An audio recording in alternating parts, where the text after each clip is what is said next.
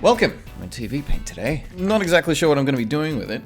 Animating, I suppose. That seems to be the common thread. But I'm still very much learning and experimenting, trying to do things like, I don't know, how do you create a new frame? Well, it's a bean at the moment, but I'll give it a face. It's fine. How many people in the chat, though, are capable of animating right now? Have any... Like, it doesn't matter what program. I thought it might be fun to have a live, quick animation duel. Take this first frame, just take a screenshot of that, and then do something with it. We'll give ourselves probably 45 minutes, 30 to 45 minutes. And then at the end of the stream, I'll collect them all together and we'll look at them and we'll see who wins. Let's do that. Let's all animate together right now. Anyone who isn't capable of getting involved right now, keep it in mind. It's something that I'd like to have as a... Be quiet, phone. It's something I'd like to have as a regular segment. So how to send it? The best way is probably to tweet it at me, because then they'll all just appear in a single feed from my end and we can just scroll through them. For everyone else watching who is interested in the challenge, you have your opportunity now to grab a screenshot of this incredibly unbalanced bean. By the way, keep in mind it wouldn't be capable of standing up right now, but maybe you'll take that to your advantage, or you can manipulate it around to something else, or just draw something similar. That is fine. Did anyone inspire you to start animating? Oh yes, of course, tons of people. It would be difficult to narrow it down to a single source, but it probably was hanging out on Newgrounds back in the day that really kicked it off, because I'd always been into just drawing and doing cartoons, and that was probably always a route that I was hoping to take. But seeing a community and being amongst one of just regular people who are also my age, who are capable of making their own cartoons from start to finish, was very appealing. But I found that stuff to be more inspiring than like Disney films and stuff, because they just looked like magic. I mean, how is a kid supposed to watch that and be capable of breaking down how it was done? Watching online animations was great because you knew that the person who made it was just one person and they were using the same tools that you are, and it just seemed tangible. You could watch it and be like, huh, I know how they did that. Could I do that? Normally for something like this, I think the key is momentum. Like, I'm drawing very slowly and that's working to my disadvantage. Simple shapes like this, like I did one where it was like a stick figure thing, doing like a Dragon Ball Z beam, and the key to that is just drawing so fast and not caring so much about the form that movement just happens. Unfortunately, because I'm using the older version with the dodgy brush, I don't have that advantage. I have to draw slowly. So this is pretty much my clean line art happening right now, because I don't really have the option of drawing roughly. Something I really like about this program is that each frame is a thumbnail and you can sort of see what's going on, but because my drawing is so small and so light, I got no idea how to, like, I can't actually see it. So you have to forgive me, using new programs is always like just the slowest thing in the world. People who I watch who use this program properly, they're so fast with this, so fast. Did I work on One Punch Man? No. If I did, my breakdown video would probably be a bit more in depth and actually talk about what really went on, rather than miscellaneous assumptions that I can gather from just breaking it apart. Oh, be quiet, internet. Not you. It does not look good in motion at all. I can only make Lego animations because I don't have a computer, but that counts, you see, like that counts. You have objects that you can make things move with. You know, like, how far can you push that? Stop motion is incredibly diverse. And I think it's something that's highly respectable because you're almost forced to animate using traditional means. You can't really use in-betweens and tricks and all that kind of stuff. If you're able to make satisfying movement with a Lego character, then, you know, I'm impressed. But do you try and push the boundary? Do you think about what other objects you could use besides strictly Lego? What else can be manipulated? Have you tried doing claymation, perhaps? You can mold your own character and then do something then. Philip, welcome back. I'm glad you can make it again. Was I telling you about TVPaint last week? Because we were having a discussion about traditional animation techniques and stuff, and I believe I recommended this one as it very much has that background. If you want to color that animation, you can pick a new layer, grab your fill tool, and set the source to either above or below. Right, okay. Is that what the color layer is? I'd probably like to do it by hand this time. Because it's just sketched with the pencil, the paint bucket is going to do gross things. So drawing underneath would look quite nice, I think. Then I can use some textures and different shades and stuff like that. You're learning quicker than me. I have a short temper, not to mention technology hates me. Well, it's like adventuring new programs because you get to explore with all the buttons and you see what they do. And then you move into actually trying to make something and you get nowhere. You have to be okay with the fact that you're not going to get very far and that every little thing will be a setback of some kind. A friend of mine once said, and I thought this was one of the best pieces of advice, when it comes to learning coding. So he's a good programmer. And I've tried it a few times, but hit those similar sorts of setbacks, right? And he said, learning to code is 90% Google and 10% coding. Eventually, you'll find that you're at a point where it's 90% coding and 10% Google. So I don't think there's really a point where it's just suddenly, oh, I know it now. So the pitfalls and the fails and working around them and finding alternate solutions is all part of the fun, I think. The black and whites, wait, this thing? Whoa, wait, are you saying I can change the hardness with a... Whoa, dude, that's awesome! It was right there the whole time! I was starting to have my doubts. I was wondering, like...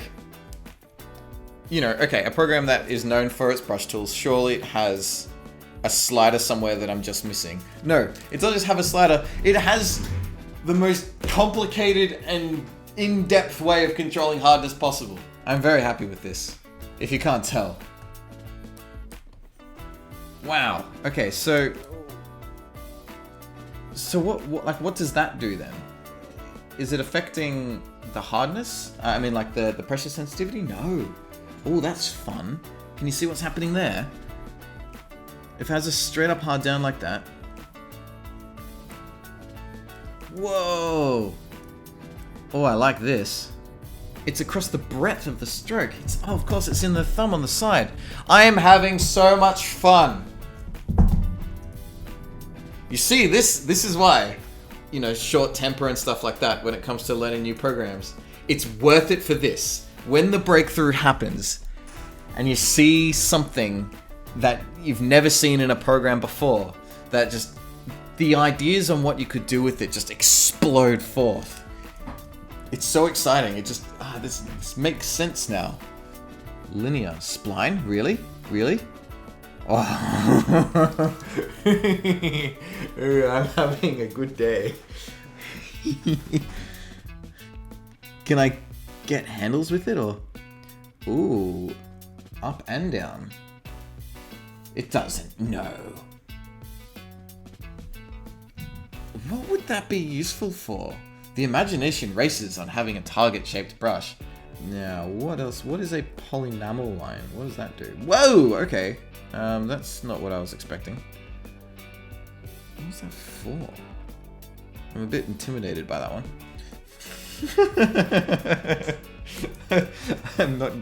I'm way too used to coloring in vector, where I can just scribble like that and there is just no consequences. A program like this, being bitmap, see, you have to be an actual artist. And when you're being an actual artist, and not cheap 21st century filth, the direction that your brushstroke goes in actually has consequences. I had to use it through school and it's a nightmare. What were you using through school? Oh, Photoshop. Yeah, I used it once and I also found it to be a nightmare. The lack of gap closure just destroyed me. Having to go through every frame and like the paint bucket would just spill over. It was awful. Considering using Photoshop's animation feature for animatics. That's a good idea. Never thought about that before.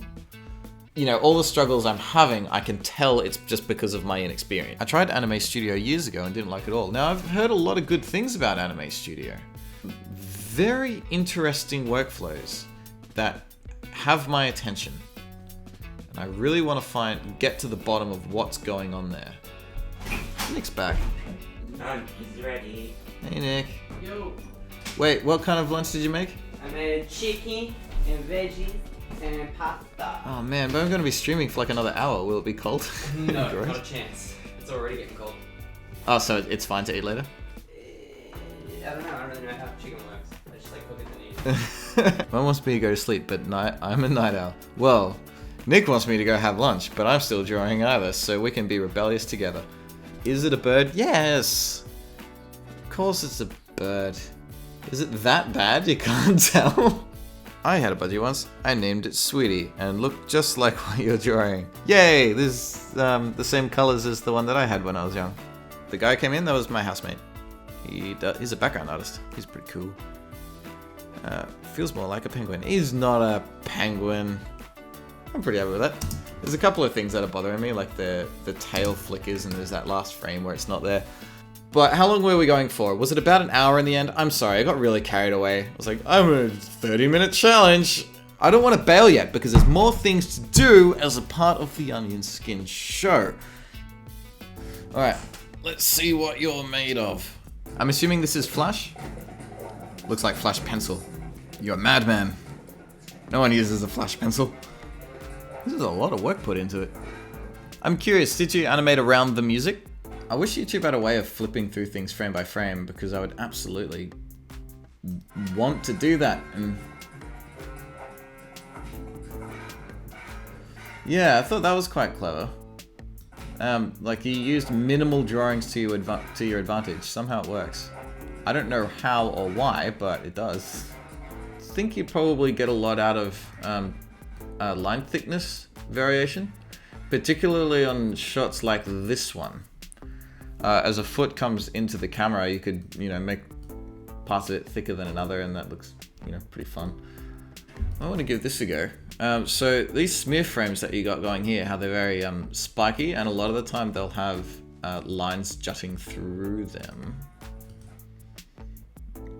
Like that. I'm curious as to what it would look like if you were to try out using multiples.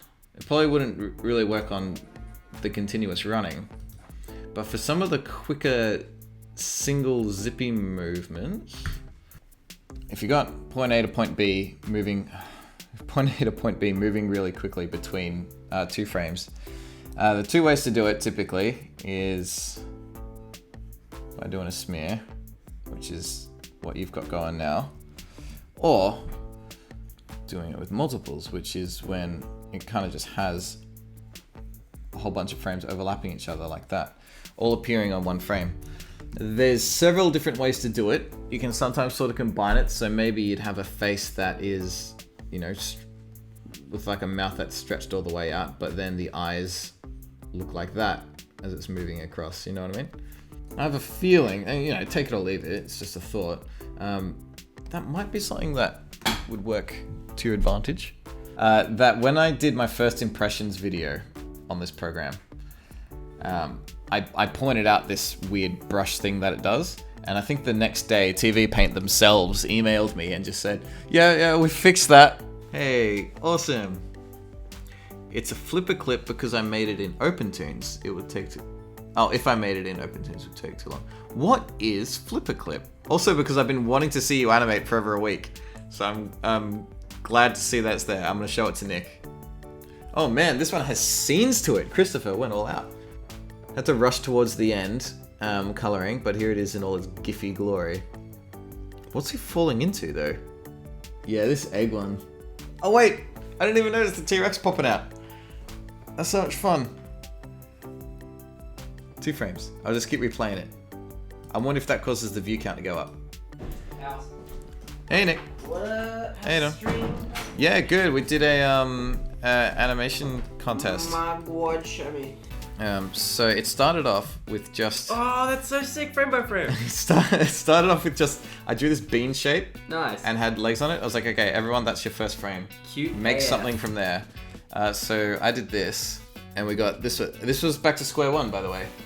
You wanted to see some work. Oh snap! Look at that, man! You made something. That's tight. In a program called Flipper Clip, which is a mobile app. So consider that it was drawn with a finger. Holy crap. So Yeah, I wouldn't even be trying that. that's worth points. This one has got a couple of shots in it. Whoa! It's expressive and has 2 scenes and ripples. So tight. Play it again. They're GIFs. I don't know if I can frame a frame. So anime. You do a screen recording and cut it, but that'd be a lot of. Next we got this one. This one's on YouTube, and I gotta keep hitting the replay button because it's just 3 frames. But it's a dude in an alien suit, which is pretty cute. So much anime happening right now. This one has gotten a lot of votes. Holy crap! Because it bursts into a dinosaur. Dude, those smears are sick. It's like so far, it's lots of votes for Dino Egg, but the newest one has also gotten a bit of attention. And what which is this. It's just it. Taking off in a rocket, but then into space. Tight, man. I think that one made me laugh. But it's pretty mutual towards Bean Egg. To me, it's like I don't know, I'm not going to vote for the egg one. That's pretty dope. It's hard when it comes to casting votes because I think relativity comes into question. Yeah, that's what I know. Because like people are animating for the first time, or if you're doing something, whatever. But go to your Twitter again. It's not a serious competition. There's no real prizes. Yeah, do I get to vote?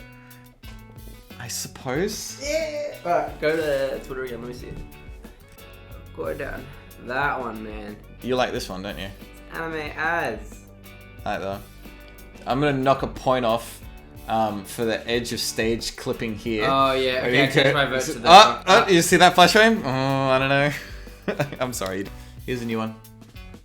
Oh, tight. Yeah. No, wait, was this traditional? It looks it. Did I just see a hand? No, that was in the thumbnail. I think this might be. No, I think the rough layer is just displaced by 1 frame, giving it that illusion. What is it? That's looking pretty Akira. Is this an Akira moment? Because it's doing the slide there. Oh, maybe. I think that's what's happening. God, put the whole thing on a motorbike to be done. I think it's like it's like a scene from a fight scene kind of thing. I think that's what we're looking at. What's that?